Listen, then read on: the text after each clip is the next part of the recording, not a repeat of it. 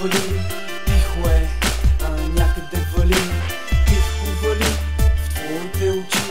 Тихо е, някъде вали, тихо е навън, сякаш ще вали.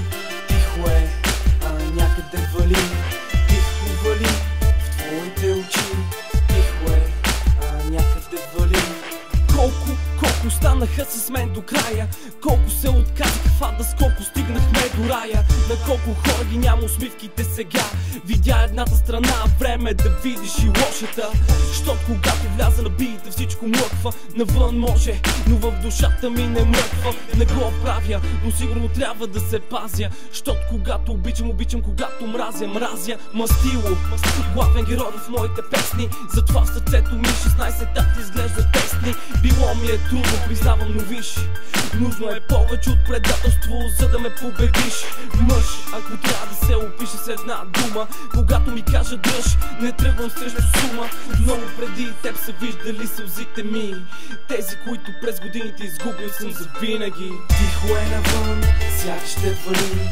Тихо е, някъде вали. Тихо вали в твоите очи. Тихо е, някъде вали. Тихо е навън, сякаш ще вали. Тихо е, някъде вали. Тихо вали в твоите очи. Тихо е, някъде вали.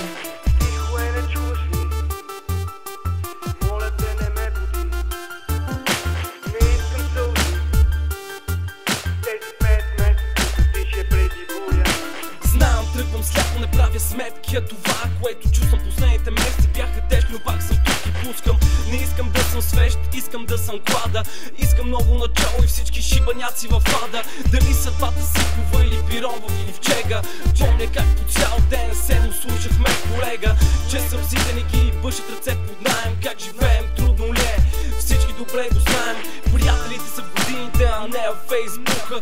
Преди ми пухаше, сега викам беги от тука. Аз оставам, остани и ти с мене.